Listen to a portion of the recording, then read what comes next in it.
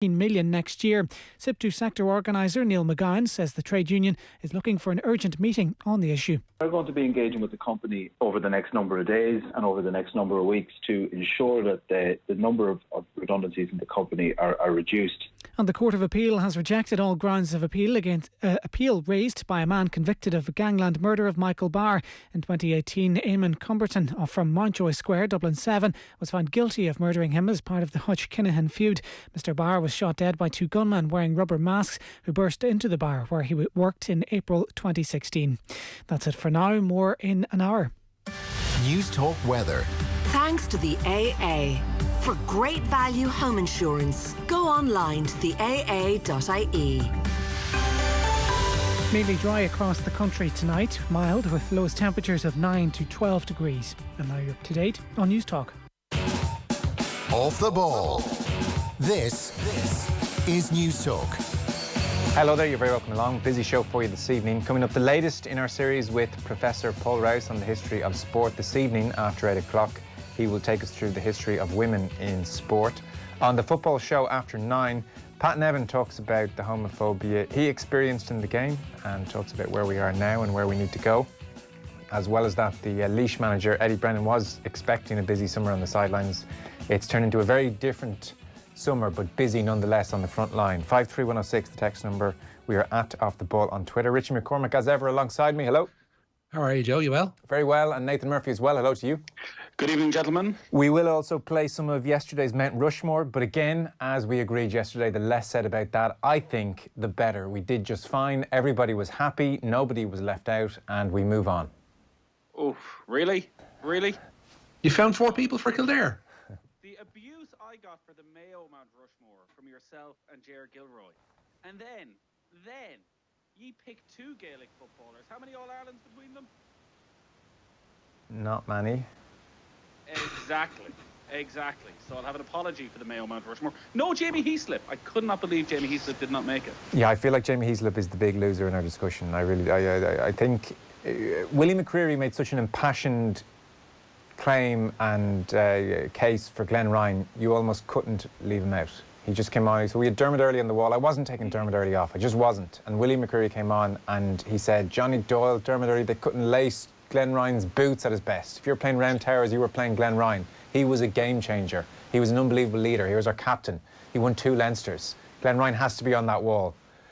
And I thought, oh, jeez, this is Willie McCreary saying this. And Jamie Heaslip, very unlucky. I think with the benefit of 24 hours, Glenn Ryan would have received. No, you can't now, Joe. A fulsome apology. I know you can't. It's ifs and buts here, and I think Heaslip would have been on the wall. Somebody texted me to say that the wall, the 4 in reserve, is better than our wall. So our wall, never a good place to be. Our wall in reserve is Jamie Heaslip, 2 Lions tours, Grand Slam winner, 3 Six Nations, European Cups by the pocket load, I think 3 certainly, and 95 caps. Would have been a centurion but for injury. So Jamie Heaslip.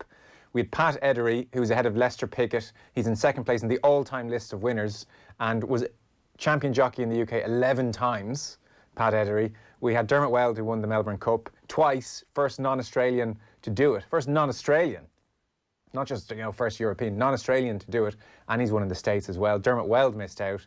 And Johnny Doyle didn't get in either, who was initially in my team. So someone said that 4 of Johnny Doyle, Pat Edery, Dermot Weld and Jamie Heaslip is way better than the 4 you picked. That's how badly wrong we got this. What you've done is you made a hames of it, Joe. Just admit it. Hold your hands up and say you made a hames of this. Total hames of it. I had thought Kildare. Poor old Johnny Doyle wakes up on Monday morning thinking, start of a new week, they're picking the Kildare Mount Rushmore. There's a very good chance I'm going to be on this. 2 hours later, he has been kicked and kicked again by Willie McCreary. Dear God. Geez, you were turning on each other. This was Kildare people. Oh, geez, it was getting a little bit out of hand. I don't know what Johnny Doyle did wrong over the years, but Glenn Ryan was certainly spoken about in a very different way than Johnny Doyle was. I think you were right in your selection in that, listen, Dermot Early doesn't have an All-Ireland medal, but I would go back to my Mayo selection that he is an iconic Kildare figure.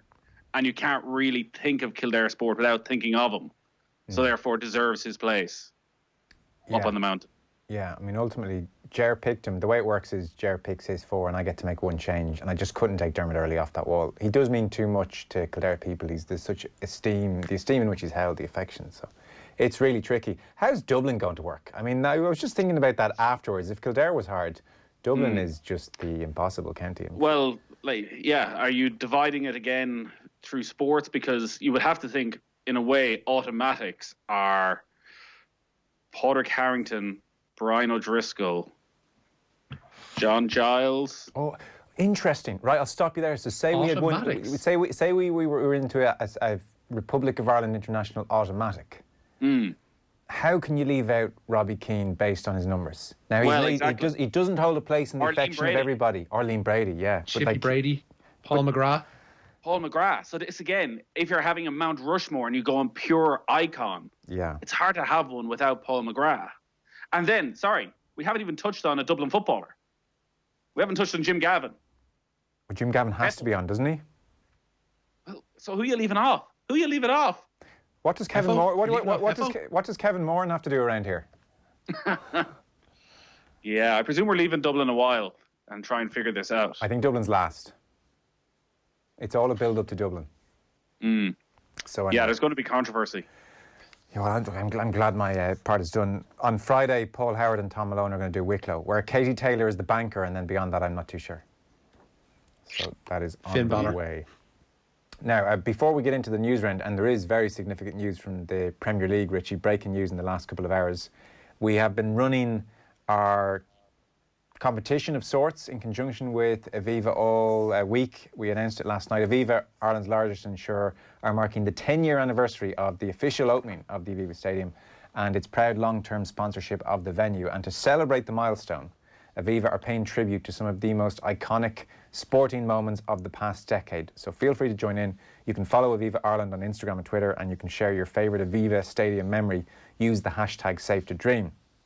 To get involved in our public vote, we are currently this week nailing down the greatest football moment. Next week we'll get into the rugby moment. So earlier on today, we have this done in terms of knockout rounds. Earlier on today, Johnny Walters, 2 goals against Bosnia in 2015, went up against Jack Charlton, waving goodbye to the crowd at the Aviva, also in 2015. A convincing win for Johnny Walters, 70% to 30%.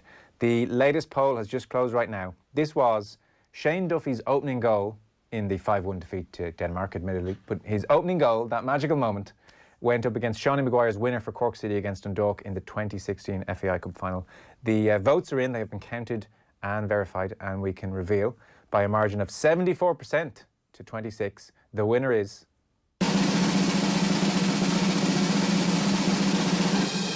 Beautiful job on the drum roll once again, Pete. The winner is Seanie Maguire. Raced home, no problem. Proper order.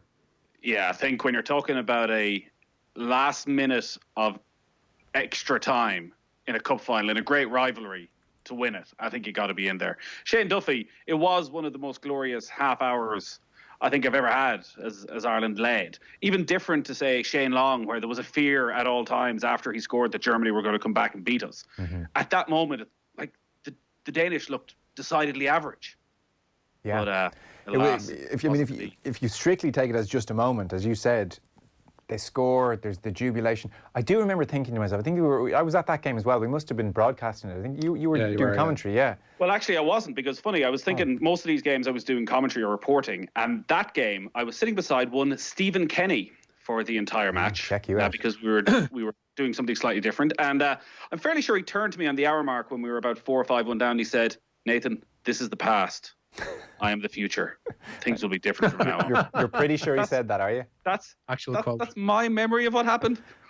I just remember Nathan and Stephen were there as close personal friends. They go to games together. Some sort of a Stephen likes to get Nathan's thoughts on the game. That's kind of just how he likes to watch games. I like to. I'm in the background. I'm not on the official management team. I'm just there lurking in the background. Yeah.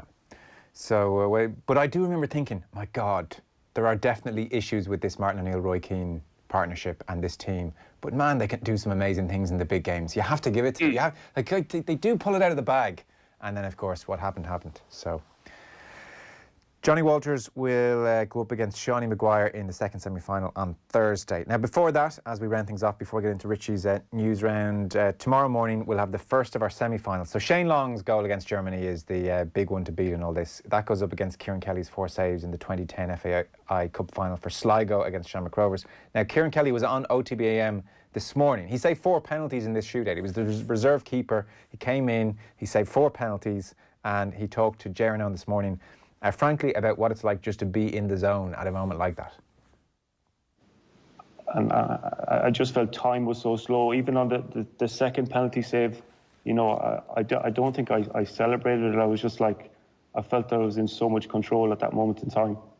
And I think that the 4th penalty save, you can even see how confident I was that I went so early. I'd made my mind up that Paddy Kavanagh was going to my left-hand side, and I went so early. I think it was on the ground when it hit me.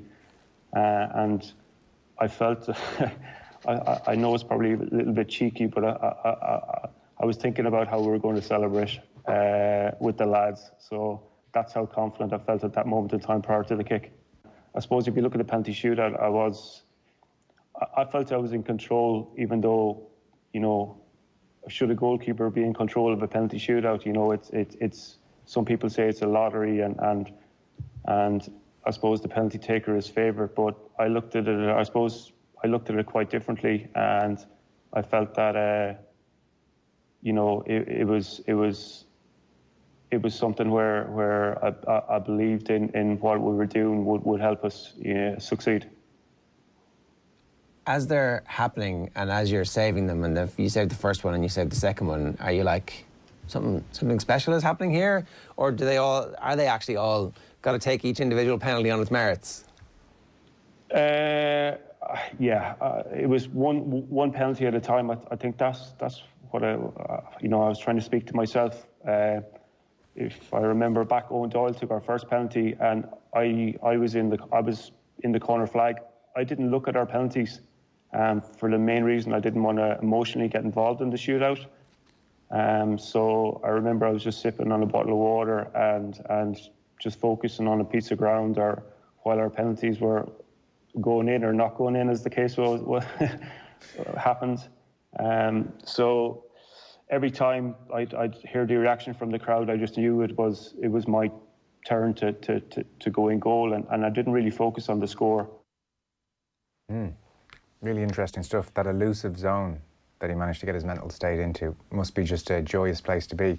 When maybe time he should have been on Mayo's Mount Rushmore. Well, indeed. Well, it isn't indeed. Well, it was a pretty remarkable 3 years. He touched on the year before in 2009, Sligo were 1-0 up against Sporting Fingal in the closing stages, and he gives away a penalty. And Sporting Fingal scored twice in the last 5 minutes to win it. And the year after that, you might remember, he's on the bench, and they bring him on in the last seconds of the game for the shootout, and he saves 2 again to win it. So it was a slightly insane 3 years. Yeah. Thierry Henry was always a player I felt who was playing the game at his own pace, and things must have felt very slow all around him. Just panic ensuing around him. He must have been this sense of aura of calm. Zidane was another. That's 2 French players, for whatever reason. Modric. Yeah. Felt like time was moving that bit slower for him. It's that's worth checking out, that full interview. So that was Kieran Kelly this morning on OTBM. He goes up against Johnny Walters. These are on our social media platforms, these polls, if you want to get involved.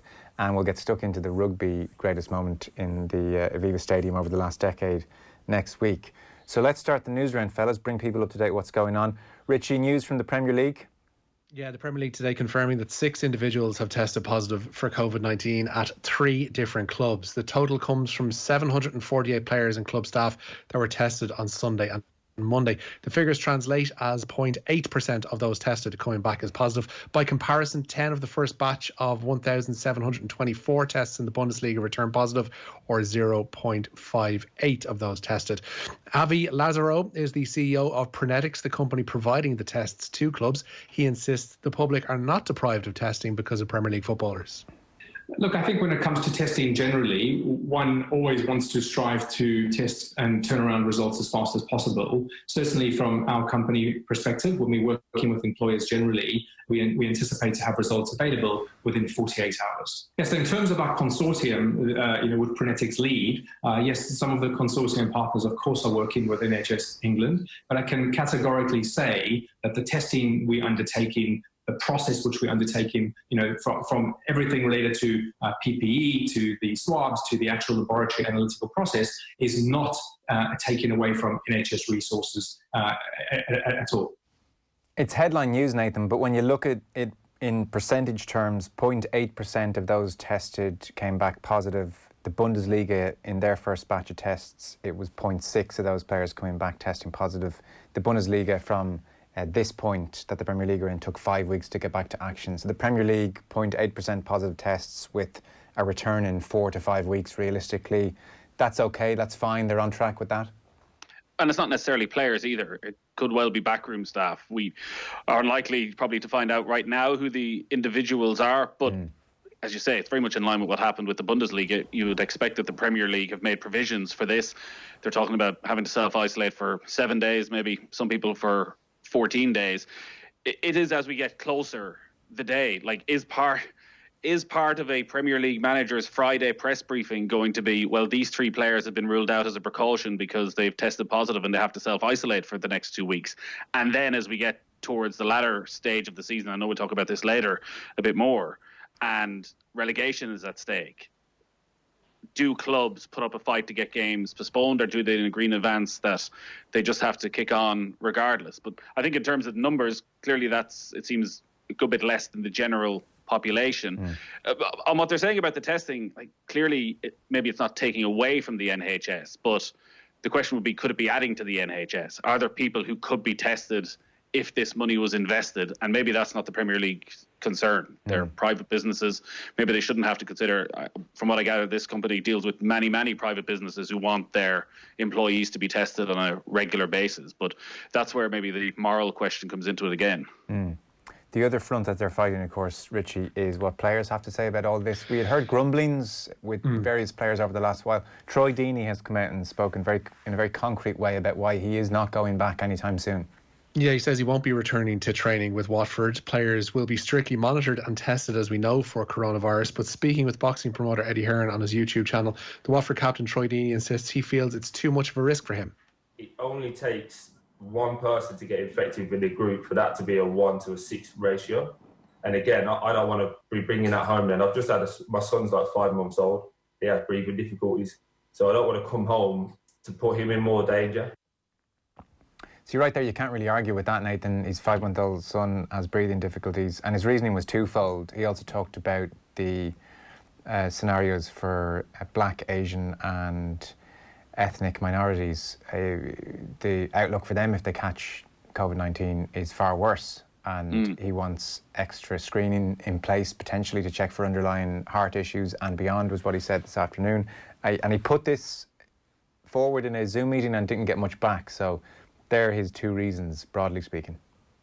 Yeah, the PFA have come out today saying that they're going to, and they're looking for the Premier League to do a bit more research into all of this. And as we touched on the football show earlier on as well, was part of this, is there going to be more information available in a month, 2 months, 3 months? There is. So the rush back into it could backfire massively on the Premier League. They clearly feel that financially they have to come back as soon as possible, considering the television revenue and the lack of revenue that's coming in to clubs.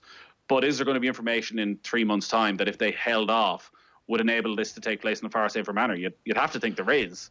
And the potential of this going wrong is catastrophic for the Premier League. You hope and you pray that that doesn't happen, and it's probably maybe unlikely to happen. But even still, there's no question there's a huge risk here. And that's before we even get into the whole, well, if certain players from certain clubs decide not to play, how does that affect the league, and do those clubs end up taking legal action if they're relegated?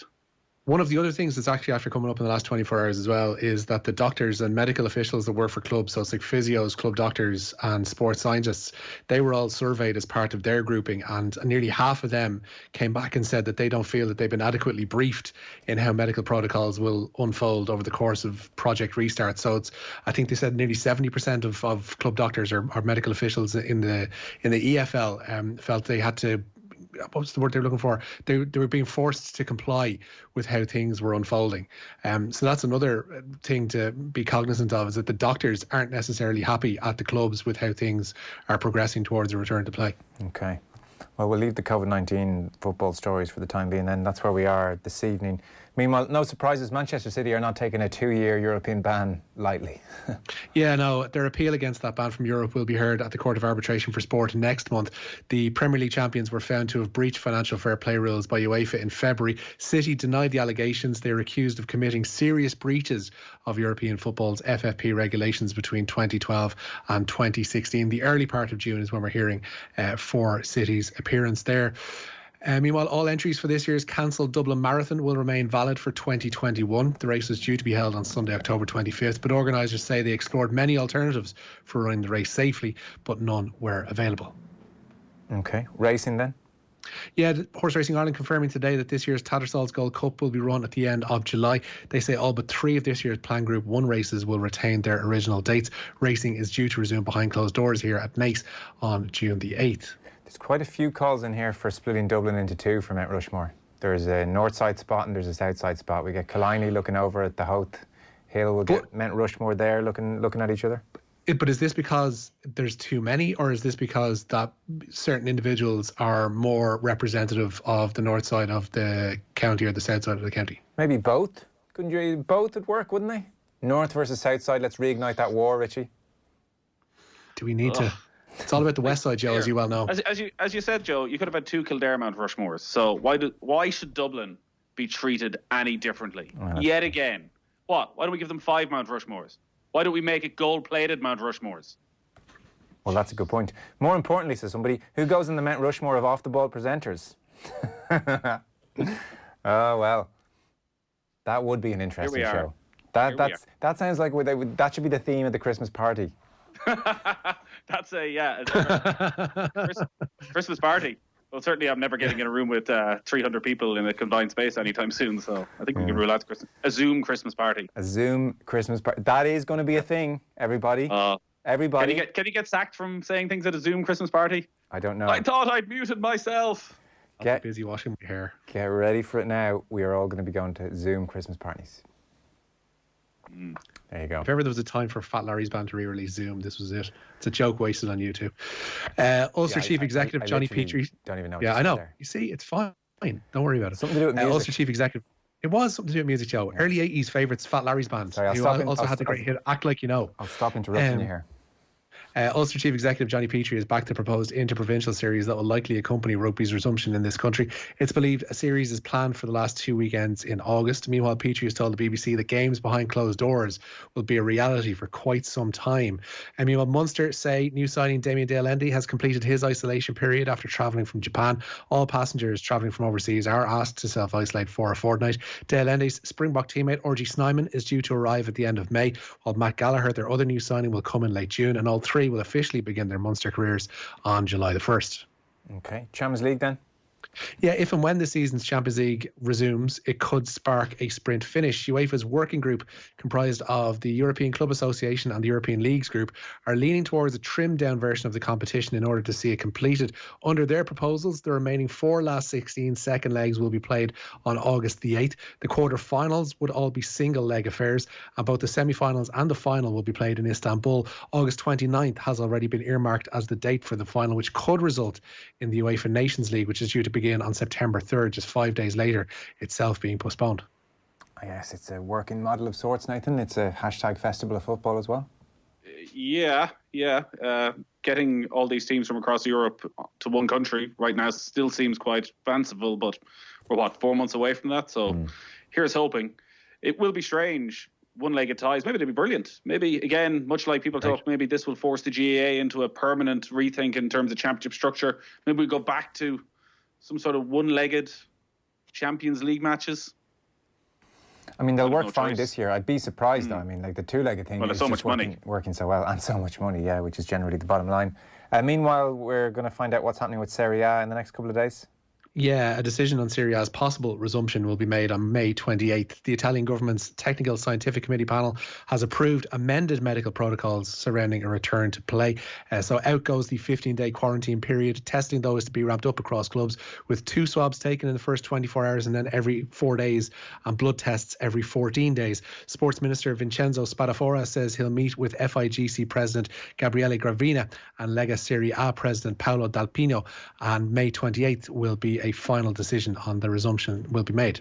And just lastly, Richie, I know there's a conversation happening in golf at the moment in terms of quarantine for overseas players. So Formula One are saying that's not going to work for them. Well, in the UK specifically, F1 bosses believe that it would be impossible to go ahead with the British Grand Prix if the UK government enforce a strict 2-week quarantine. The season is yet to get underway due to the coronavirus pandemic, but it is understood it could start with a pair of races at Austria's Red Bull Ring on the 5th and the 12th of July. The plan is then to move on to Silverstone for a race on the 26th of July, with the second taking place there a week later. But the British government's intention to ask overseas travellers to self-isolate for 14 days would hinder those plans. An F1 spokesperson said today that a 14-day quarantine would make it impossible to hold a British Grand Prix this year. Okay, very good. That is your news for this evening. Richie McCormack, thank you. Nathan Murphy, thank you. Cheers, Joe. So again, on the way between 9 and 10, we'll have Pat and Evan. Nathan will join us again for a roundup of some of today's football stories. Between 8 and 9, we'll hear from Professor Paul Rouse, latest in his History of Sport series. We're talking about the history of women in sport this evening. And up next, we'll check in with the Laois manager, Eddie Brennan, with us in a moment. Hi, I'm Mick McCarthy and I'm second generation Irish and very proud of it. You ready for a bit of verbal sparring, eh? What you got for me this morning? What pile of have you got for me this morning? I answer questions on anything, religious, politics, health, sexual problems. And if I haven't experienced them, I know somebody who has. So, Some people might think that's 2 points dropped, and I say some people can f*** off. Yeah, but I don't give a flying about and slaughtering. I've told you before. Did not. It's like... If anybody's not happy, write to me at go and get your